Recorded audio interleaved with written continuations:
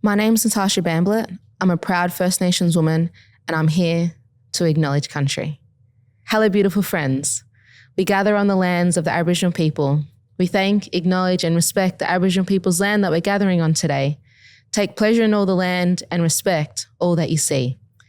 She's on the Money podcast acknowledges culture, country, community and connections, bringing you the tools, knowledge and resources for you to thrive. She's on the money. She's on the money. Hello and welcome to She's on the Money, the podcast that's here to give Australia's finances a glow up. Now that wasn't bad, but given you introed, it means that I now get to ask all of the pervy questions, so I hope you're ready for that. My friends, I am your host, Victoria Devine, and you did hear that voice correctly. I have somehow convinced the Prime Minister of Australia to join us for a very special episode of She's on the Money. A very big welcome to you, Mr. Prime Minister, or am I allowed to call you Albo? Absolutely. Just so everyone knows, Parliament is actually sitting at the moment, which for me is a big moment. Year 10 me is absolutely screaming. So if you hear any bells during our chat, that might mean our friend Albo has to run off and vote, which is actually very cool. But before we dive into the nitty gritty, we're going to talk housing, we're going to talk women's health, we're going to just talk a lot about things that impact my community specifically, because make hay while the sun is shining. One of my favourite parts of my community is our ability to share our money stories. So money stories are those deep-seated thoughts, feelings, beliefs and values that you have around money. And I wanted to ask you, what is your earliest memory of money? Oh, gee. Well, I grew up with, as probably people know, with just myself and my mum. And she was on a single parent. And then became an invalid pensioner. And she was fantastic with money. She did something that will not be familiar to many of your listeners of your age and younger, but you used to go to the post office and you had these little booklets and you'd buy literally postage stamps and you'd put them in the book to pay then your telecom, as it was then, bill, or your gas bill or your electricity bill in these little literally paper folders. So that way, when every pension came in every fortnight, she would put money either in envelopes for the rent or for the various bills that would come in. So she had an envelope system for budgeting. She had a complete system every fortnight. She was extraordinary. So we never had any money. Money was really tight. And so she would budget, though, so that we never went without food or essentials. We didn't have any luxuries. Exactly. She taught me, I'm very frugal, and she very much taught me the value of money and what it was like growing up like that. People will laugh at me because I will, do my points at the supermarket and I will buy the dog food for Toto. We'll buy it when it's on special and things like that. I'm sorry, that's really important. So I'm completely still focused like that as part of my upbringing. But Mum, when she died at age just 65, and she had a pretty tough life. She was spent at the end of that. But when she died, she was actually ahead in her Myers card because she would also pay, everything in our house came from Grace Brothers. Broadway was the supermarket and the departmental store and everything, but then became Myers later on. So any goods that she had to buy would have been got on lay-by. And she was ahead. Myers owed her money, like about $30. And she was ahead about 4 weeks in her rent to the New South Wales Housing Department. I love as that. well. She was extraordinary that she was able to do that. And she'd also put aside a little bit of money every fortnight for gifts or for extras for if any of the kids in the neighbourhood were having a birthday, they'd get just a little something. It might have just been a chocolate or something, but She sounds so nice. Yeah, she was an amazing woman who also had an incredibly tough life, but never complained about anything at all and never asked for anything, and would always, when we'd see the Red Shield appeal, she liked the salvos in particular, and she would always say, you always have to give money. It was before the big issue was around, but she would have been the person who would have always bought a copy, even if it was her last $10. She would have kicked in to make a difference. I love that. And I feel like there is a theme in your life of very strong women. There is. I'm going to pivot a little bit and hopefully you'll let me talk about Jodie. You are getting married later this year to a woman that I very much admire. She's worked in finance for a very long time. She has. And I want to know, what have you learnt from living with a very strong woman, being brought up by a very strong woman, about, I guess, the value of money and what that looks like? Because you're coming from a place that I think is incredibly reflective of the average Australian. Yeah. My mum was really about personal relationship that we had and the relationship she had with neighbours. Jodie's someone who's very passionate about superannuation, about financial security.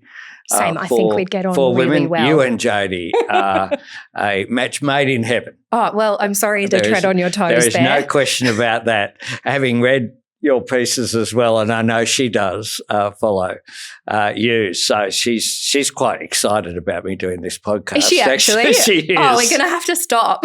She is. So she's someone who's worked in banking and finance for a long period of time. She is passionate about making a difference, particularly for people who need that financial security, essential service workers. And she's worked as well through a couple of superannuation companies at affordable housing for essential workers, and she's very creative in how she engages. And do you think that that has helped you helped inform you on the way that you create and think about policy? It has, but we're careful as well to not talk about any detail of any of her work. In general, of course, I mean, I was raised there was just me and my mother, and I've always been very passionate about gender equality, and that is so important. And that's, I think, been one of the things that I hope at the end of my period in office that people will look back and say, wow, that's something that a difference was made, whether it be in representation now, majority of the cabinet, majority of the government caucus members, these incredibly strong women. Penny Wong, the leader in the Senate, Katie Gallagher as finance minister, Tanya Plibersek, Anne Ali, Annika Wells. I mean, we have more women in the Labor caucus whose first name begins in A than there are women in the entire coalition. Stop it. Side. That's pretty incredible. It is incredible, and it isn't by accident. It's because of a conscious decision to make the parliament look like the Australian people. So gender equity, but also diversity as well across different faiths and different backgrounds, different experiences. We have Charlotte Walker, of course, 21 years old on the 3rd of May, getting elected on her birthday to the Australian Senate. It's just fantastic. It's incredible as a woman who's now in my 30s and was obsessed with political studies all through school and just didn't see that representation growing up, to now feel like it's not just, for me because I follow this, but I feel like my community is being seen and heard, and they're engaging in it in such a different way now. It doesn't feel like other people are making our decisions. It feels like our voices are actually being heard. And it does make a difference to policy as well. If you have people who have different experiences, that listening to the first speeches of someone like Ailey France, someone who, lost her leg in an accident, saving her child, has been through some traumatic experiences, coming into the House of Reps with that experience is something that's very different. But it's also so valuable. Oh, of course. There's Ash Amber Hapeha, who's the member for Barton in around the St George area in Sydney, who was raised, as she says, raised by a village, someone with a really interesting backstory, just means that you're bringing in that engagement. Zanita Mascarenhas is the member for Swan. She was an engineer in Kalgoorlie of Indian background, heritage, but from Kenya, her family. Just these extraordinary people coming into the parliament, enriching us with their diversity, but also, I hope, making a time where many young people will go, well, parliament and politics is something that's not about me. But they impact you. We need course it to be does. involved. Exactly. And hopefully seeing people with that background, they can identify with people. Now, I'm not going to lie. I am pervy at my core. I want to know everything about everything. And I was checking some public records, and it looks like you have never actually held any direct shares. And I mean, for those of you following along, Mr. Anthony Albanese is not actually allowed to hold any direct shares at this point, and you were very involved in making sure that other ministers aren't able to either. I'm still curious though, because you haven't always been the Prime Minister, and that would have potentially been an option historically. Why haven't you invested in shares historically? I have never invested in shares because, firstly, I didn't have a lot of money as a young person. I didn't have finances to invest, but I became an MP almost 30 years ago now, and just felt like if you make decisions, even as a member of Parliament, I personally, I guess, took what you need to do as a minister to the extreme, which is I didn't want to be compromised. Which is absolutely fair. So that's a personal decision that I made. And I also, my mum, because she lived in the one house for all of her 65 years, which was a city council house and then got handed over to New South Wales Housing Department, she from a really early age used to say, when you get the chance, you've got to buy your own home. You're a property guy. So I bought as soon as I could. I did 6 months. I spent money, saved up and went overseas, did the Aussie backpacking thing in 1988 and went to Africa and Europe and had a great time.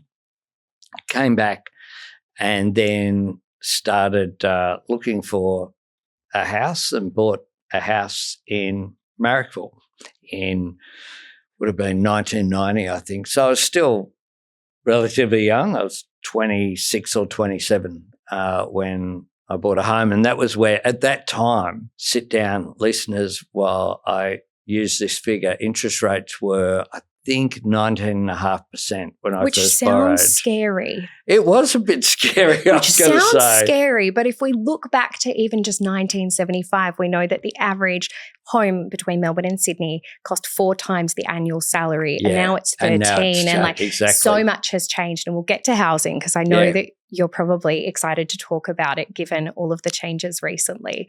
But you touched on before that your mum was so good at budgeting, and I think that she'd be very proud of everything that you're doing around the cost of living, because she'd be like, would. yes, absolutely. Like we talked before about the groceries and always buying things on sale, and I feel like old habits die hard. Like it doesn't matter if you have a higher disposable income. You've got this money story in the back of your head like, I would never buy that. Oh, absolutely. And you never, ever, waste either. No. So, you but buy things when you need them. Yes, absolutely. And I wore a tie on Monday, real distraction here, and it was very bright. And we had media inquiries about, what it meant. Has the Prime Minister got a new tie? What is it? It was from the 1990s. See, I had I not respect been thrown that. out. Found in the lodge, there was a few ties.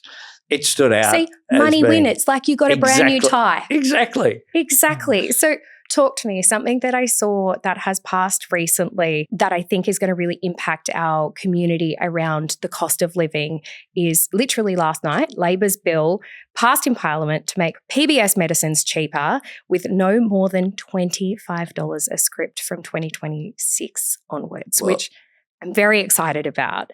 And for women in my community particularly, many of whom are already stretched, how much of a difference do you think this is going to make to their weekly budgets? Well, I'm so proud of this. And one of the things that brought me into politics, of course, is to go back to talking about the members is my personal experience, because my mum had rheumatoid arthritis, was crippled up, she had a pill box with a lot of pills every day in order to get by, pain relief and everything else that came from it.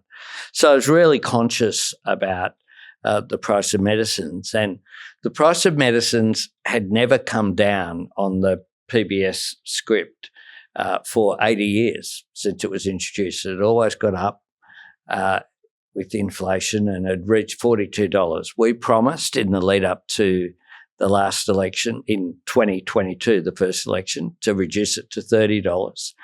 And then at the last election, we promised to reduce it further to $25. So that was the same price that medicines were in 2004. So that will make an incredible difference. It saved people well over $1 billion already, those changes. And in addition to that, we have 60-day scripts, which saves on going to the doctor, saves on time and all of that as well. My GP is the biggest fan of that. That's made such a big difference to people. And for people who need regular medicines, like their heart condition isn't going to get better, or reflux, or whatever it is that they have. So just common sense, really. And then the third change, which is important, is for concession card holders, so for pensioners or people who have concession cards, we've frozen the cost at just $7.70 until the end of the decade, so they can have that certainty. Because they're budgeting. They've got their envelopes. They're budgeting, and it's there, exactly. And it will make such a practical difference, because when I spoke with some pharmacists, and I was the first Prime Minister to address the Pharmacy Guild big conference that they have. You never knew there were so many chemists around Australia, all there, and really passionate. The relationship that they have with their customers as well isn't just a business one, it's a really personal one. My local pharmacy in Marrickville near my office has a Greek speaker, Vietnamese speaker, Chinese, Arabic, and people come in there, they get advice, they get assistance. Like, it really is the heart of the community. And shout out to all the guys there at Blooms at Marrickville Road. And so making a difference here also, I think, shakes up something that I'm sure has appeared on your podcast from time to time, the statement, nothing ever goes down in price, which is a fair enough statement, except for this. Well, I love it. And it's great. Even though there's a lot of benefit to people on pensions, I'm saying even just in my more millennial women community, absolutely. Reproductive health is massive. I don't know any female in my circle that hasn't, been on the pill. And for a very long time, that was incredibly expensive. And earlier this year, it got dropped down. It was the first time in 30 years that I would say the most common pill, Yaz or Yasmin, has been on the PBS in the way that it has, which I was so excited about. Yep. But just knowing this is going to take a little bit of pressure off, even just women saving for their first homes, women who just need a little bit more wiggle room in their grocery budgets, makes me so excited. Well, it's about gender equity as well. That was part of a program that was more than $500 million, essentially on women's reproductive health. Everything from new listings for contraceptives to IUDs, to making an enormous difference across a range of areas. Endo clinics, we've got 22, and pelvic pain clinics. We're opening more of them as well right around the country, making sure that we address menopause and peri as well, to address those issues with additional funding. And in part, just talking about these issues. In the Parliament, this is something that when I got here, not that long ago, but at the end of the 1990s, these issues just weren't front and centre. And it's no accident that when you have young women elected to the parliament and you have strong advocates like Katie and Jed Carney played a real major role in that, as well as Mark Butler, the Health Minister, very passionate about this. It will make a real difference. Yeah, I spoke or had the privilege of speaking to Katie about that. Do you think that we can see further priority being put on that space in future budgets? Absolutely. And whether it's women's health issues or we'll get to our housing issues, but a lot of that has been focusing on women and children escaping domestic violence, for example. We have a $4 billion plan on women and children escaping domestic violence and on those issues, making sure that the Parliament's very focused on, there are issues like dealing with climate change and dealing with big challenges that we have. How do we deal with AI? All of that is important. But it's also really vital that the government focus on things that make an immediate difference to people's lives, because that's about giving them agency and ownership over the government and over the role that this building can play in improving their lives. Yeah. And something that I asked my community in the lead up to getting to interview you was, if you were Prime Minister, what would you change? What would you focus on? Groceries were the number one money stress our community raised, ahead of rent and utilities. What is your government doing that will actually make the weekly shop cheaper this year? Well, introducing the grocery code of conduct. It was one of the things that we announced on, I think it was day 2 of the campaign. I did a wonderful morning tea after I did Insiders in the morning, and then went and did one of the first press conferences, and it was in a backyard with a Hills hoist here on the northern suburbs of Canberra with a wonderful Italo-Australian family who did bake very nice cookies and a so morning they're in tea. the good books. They're in the good books. So it was pretty good, absolutely. And there we announced mandating the code of conduct. One of the things that's happened for a while was there was all this voluntary code, so that things like addressing shrinkflation, that's where the same good shrinks in size but the price stays the same, which can happen for everything from chips to biscuits to Tim Tams. other products. What are they doing? Exactly. It should be illegal. I'm sorry. Well, You're literally making it illegal. We're fixing that. The issue of where prices get increased by $1, decreased by 50 cents the week later, and they pretend it's on sale. Price gouging. That's just not it. Those issues, making it illegal and empowering the Australian Competition, the ACCC, the tribunal, to have powers to take action and fine those companies engaging in that as well as that the work that we're funding consumer organisations Choice to get out there and publish where's the cheapest place to get groceries, trying to get that competitive edge there as well. So these are issues that do impact people's lives very directly, and whereas a bill might be quarterly, people need to go to the supermarket every week or every fortnight. Yeah, At least. That's right. Well, I'm one of these people who used to go to when I did shop and cook for myself every night. I'd do it in small batches. I'd go and just get what you need stays fresh. Needed at the time. Exactly. Now, I am loving this conversation, as I know my community are, but it would be rude not to give us a little breather. So let's go to a really quick break. And on the flip side, we're going to dive right back in. Welcome back to honestly one of the biggest interviews of my life. We have Prime Minister Anthony Albanese, and we are talking everything money. Now, another conversation that we're having in our community that we kind of sprinkled at the start, housing. And I'm really excited to talk about this. Housing is another massive theme for our listeners. And I want to share a question from a 29-year-old in our community who has voice noted me in. So I'll play that for you. But basically, she's doing everything right. and it just feels a little bit out of reach. So let's have a listen.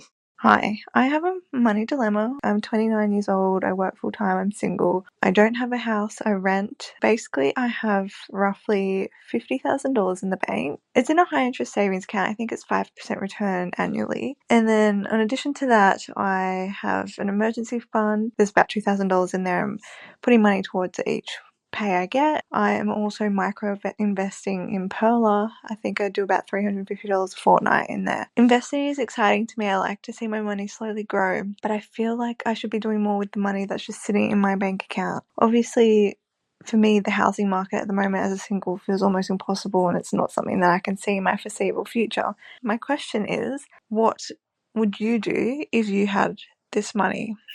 Now, she probably didn't expect the Prime Minister to be responding. That one was for me, but I'm going to handball it to you. Okay. Well, the first thing, careful about this.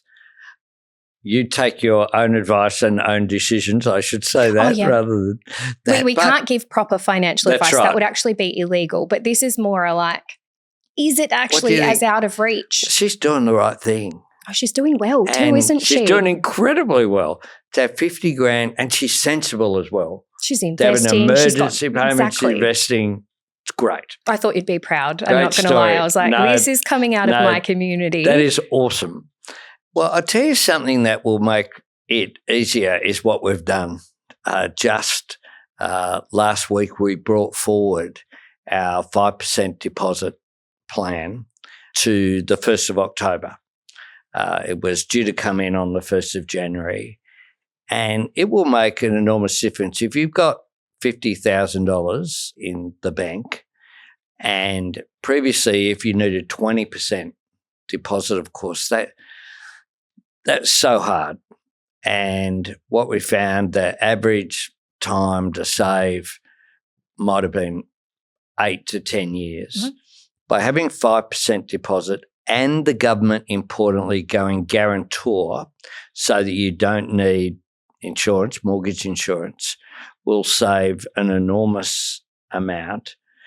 In addition to that, what we've done is lift the amounts to a more reasonable level, realistic level, depending upon where people live. And so if people can get into, I dived in myself into housing at a time where, all of my money basically went to pay off that first mortgage every month, the payments, because the interest rate was so high. Yes, it was a lot cheaper than houses are today. Like, I'll swap. If you want to swap, give us high interest rates and really cheap housing. I'm on board. Well, there is that. But I think what that's aimed at is people like, I didn't catch her. No, Anonymous. Anonymous. So you didn't miss it. It just wasn't our there. Our friend, we'll call her that. And hopefully this is an enabler to get her into her first home. There's another thing we're doing as well that will kick in, which is really exciting. It's based upon a South Australian scheme, which is, and I visited a place in the suburbs of South Australia where 240 townhouses, essentially right next to the train station, are being built in Adelaide, and 100 of those are reserved just for first home buyers. So that means in terms of the competition at that auction, and because it's government, it was on an old industrial site, government can do that by opening up sites for new housing, and perhaps, the discussion that's taking place at the moment about, well, are a train station and new housing there, that could be an example. Government can use that in order to say, well, we will give you an additional, if you're going to have 200 houses, we'll allow you to build an additional 40 if they're reserved 100 of them in this case, for first home buyers. So we're going to deliver 100,000 of properties just for first home buyers. So the combination of those two things should really make a difference. In addition, of course, interest rates coming down. There's been 3 decreases so far this year. as a frugal man, you probably like seeing that as well. I certainly do. Well, you all do. I certainly do. And I feel like that addresses, and I'm going to ask more about it because I know you mentioned before that you'd read my article on the policy, and I'm a big fan of it. I think it's fantastic, especially for my community who are ready to buy. I also own a mortgage broking business, and I have a team of very beautiful brokers, and we are influxed with conversations about, do I need to be buying before October? Is this going to surge housing prices? A lot of the comments online about the policy have been a lot about, okay, well, this is just going to increase the average cost. And I think you and I are on the same page about it. But what do you say to the people that are saying, look, yes, that sounds fantastic, a lower deposit, but the issue is paying for it ongoing and the fact that we just don't have enough housing? Well, this is just one measure. We have a $43 billion Homes for Australia plan, which is all about supply. That's the key. Yes. No question about that. So we've got increased social and affordable housing through our Housing Australia Future Fund. That is now going gangbusters right around the country, making an enormous difference. We have another program that's about taking a whole lot of homes were basically not fit for purpose, were uninhabitable. So we put in a special $2 billion fund in the budget from July 2024 that kicked in immediately so that those houses are now people living in them. So the state governments gave them that grant. We, in addition to that, have our build to rent scheme. What that is providing tax incentives for developers for private rentals. So more public housing, more private rentals being constructed, and we've got a range of home ownership programs. There's a 5% deposit. There's our shared equity scheme. And how that works, Help to Buy, is that for a new dwelling, then the government can be a 40% owner of a property, for an existing property 30%. So say a property is, just for ease of maths, worth $1 million, then $400,000 is provided by the government, and the government owns that share. 60% owned by the individual, so $600,000 is what they need rather than $1 million. And they can, over a period of time, buy back the government's share, or when the property is sold at the end, 40% goes back to the government, or it's done actually through banks. Yes. But it's been really effective in Western Australia. It's been going since the 1970s, and having a national approach to this scheme as well. So it is about supply. So we will have increased new homes being built for private ownership, new homes being built for private rentals, and new homes being built for social housing which as we well. need. It's the biggest ever investment by any government ever. That must make you pretty proud to be able to say. It does. Because I hear that and I'm like, that's pretty cool. As a proud houser, I'm really proud of the fact that, the former government for a while, trying not to be too political here, but they didn't even have a federal housing minister for half their time. And housing is so essential because it's the key. A secure roof over your head will impact your education, your health, everything else comes from that as well. So I'm proud of that. And the other effort that we've done, of course, is to really concentrate on getting inflation down, because that's a prerequisite for getting interest rates down. Absolutely. And that's working as well, to get inflation down, to have a 2 in front of it now for some time, which is the Reserve Bank band, which has led to 3 interest rate decreases. Which is very attractive. Another really big topic that impacts my community, but also women at large, is childcare. Yeah. And that topic is full of conversation at the moment. You've said that a fully funded childcare plan could be a legacy policy for your government. Universal childcare sounds like it could be a game changer, but we've also seen with the NDIS how good ideas can kind of be really complex and quite hard to manage. What do you need to see in the findings to make universal childcare both doable and sustainable long term? Well, you need to get the model right, and that's why we've done it in stages. So the first stage was to increase childcare subsidies, which made a big difference.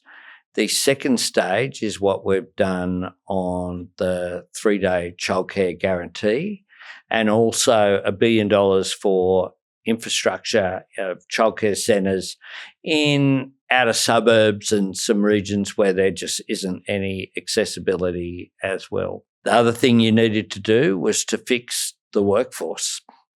So paying people properly, which we have done with substantial pay increases, which is about keeping people in the industry and recognising that this isn't childminding, this is early education.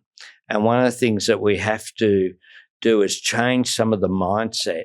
In some of the Scandinavian countries, it's just a given that early education contributes to then going to school, already having those skills, reading and writing and basic maths, and that begins at that time, drawing, art, but also the social skills that children learn of each other. One of the great privileges of this job, I only had one child who's now very tall and aged 24. You're still a child though, right? Well, to me, that's right. Still a baby. But going into early education centres is so uplifting, because at a time where there's conflict, including, we see some unfortunate rallies and a bit of division out there, kids they don't see race, they don't see religion, they just see other kids. They're magic. And it's so good. And so it's a great privilege of this job. But it also is the 3 Ps of economic growth, productivity, participation and population. That's how you grow an economy. Childcare does all 3. It's about the only thing you can think of that does all 3. It increases women's workforce participation, which is at record levels. It increases productivity because it means women aren't going in and out of the workforce. It changes or for as long. It changes as well the retirement incomes and closes that retirement gender gap, which is there. And, of course, it encourages population growth as well, because people will make financial assessments before when they're thinking about their family and whether they can have their first, second, third, or however many those are children big they financial want to have. decisions. Absolutely. And it can make an enormous difference, as well as making a difference to the child. And people will make their own decisions, of course, about what's right for them. Everything is different. If people are stay-at-home mums, that's great. I had that with my mum, but she couldn't. And the relationship between you and your mum, like, that's something enviable, I would say. Absolutely. But when I was very little, before the arthritis really kicked in, I mean, she used to work cleaning offices in the city, overnight, and then look after me during the day, because there was no one. She sounds like the ultimate hustler. I just feel like if she was still around, I'd be like, can you come on my show? Can we do a money diary? Can I ask you? She would have been great. Tell me about your envelopes. I just have so many questions for this woman. Yeah, I don't know how, but she was pretty. But single mums get it done. I don't know. I still am in awe of my entire community. We have a really large population of single mums, and the way that they scrimp and save and budget and just get it done and still show up for their kids is incredible. Well, another initiative I was really proud of in our first budget, first opportunity, I changed single parenting payment so that women will be eligible, it's largely women, until their youngest child is 14, because that was a real disincentive. There was a relationship between a DV and people staying in relationships if they didn't have financial capacity. Anne Summers did a wonderful study of that as well that showed that that was a real impediment. And so I was really proud that we did that first up. No, I love that. I'm going to get a little bit spicy with the last 3 questions because I am very conscious that I'm running out of time with you and I want to zoom out for a moment. Well, we've done well. The bells haven't rung yet. I know. So I'm feeling very grateful. You have a superpower. Oh, it stops Parliament. So a lot of our audience has been watching what is happening with Trump in the US at the moment, and Australia Post has even stopped shipments to America. What is your take on the gap between what Trump says he's doing and the actual impact we are seeing here in our economy? Well, I think tariffs are an act of economic self-harm. Yes. They're imposing costs on consumers in the United States, and that is having an impact. Essentially, it's producing greater revenue for the US administration, but it will increase inflation.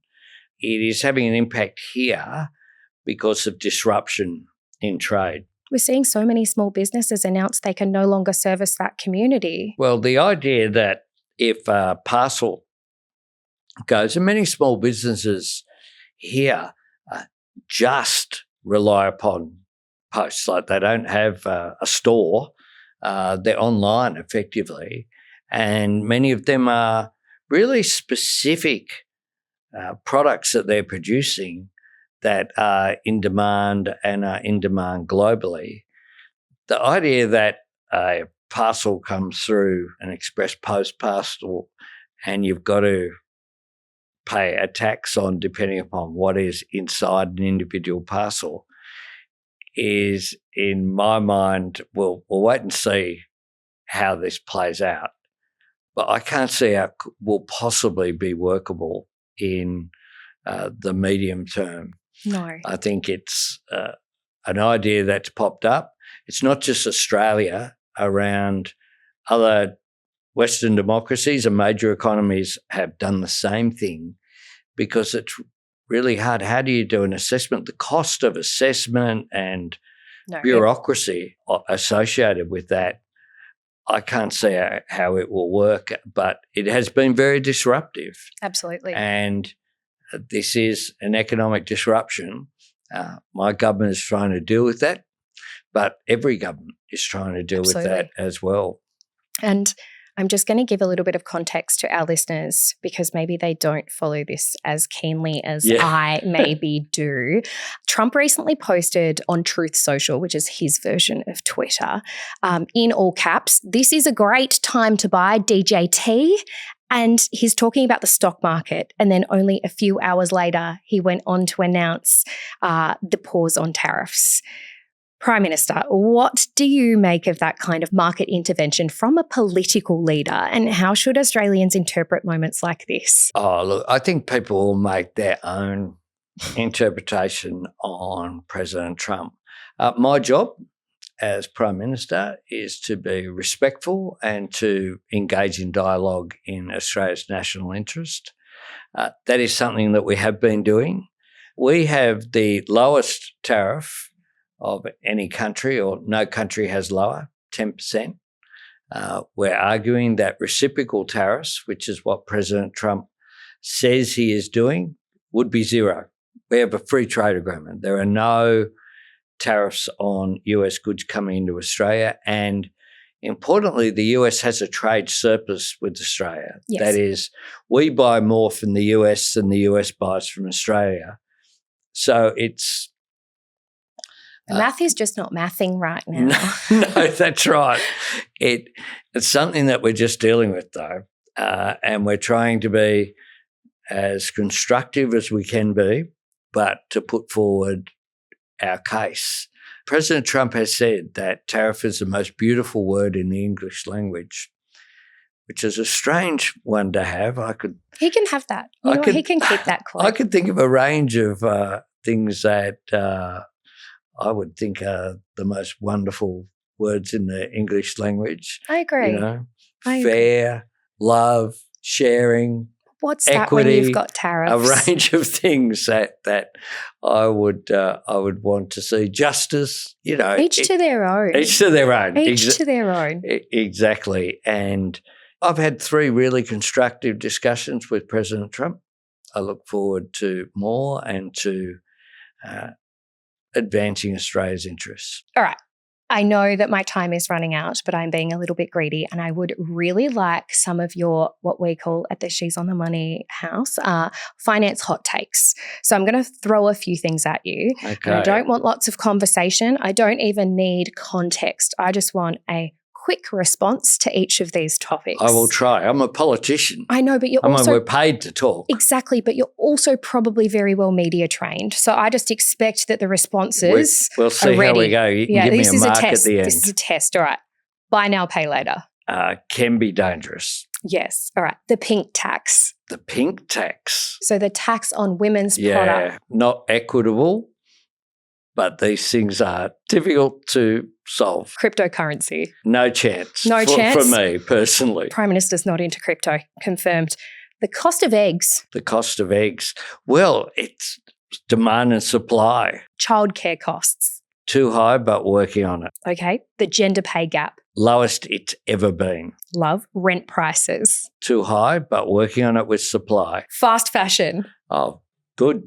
Good?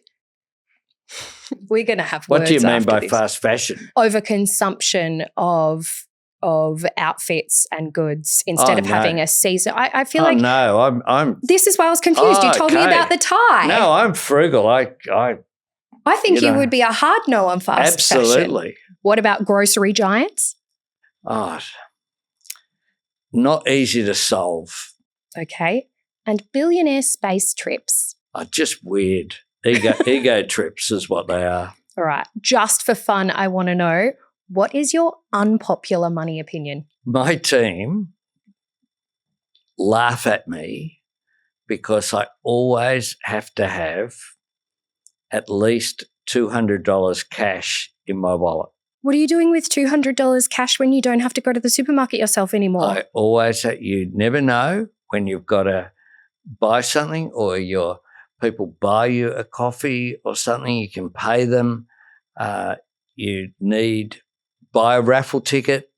Do you know what? This is your money story coming out to speak. This is, I absolutely, they laugh at me. And you always also have, when I say $200, it's not the full truth. The full truth is there's always also in my wallet behind the where the cards go and stuff, another $50 note. So if you stole my wallet, you'd just get pieces of plastic. But I'm coming for your wallet. I'm the only person in this office who has cash. And if they need cash, who are they coming to? They do. Exactly. And then I laugh at them and then give it to them. Now, one very last incredibly important question for me personally, because I know you're a Swiftie and you're obviously getting married.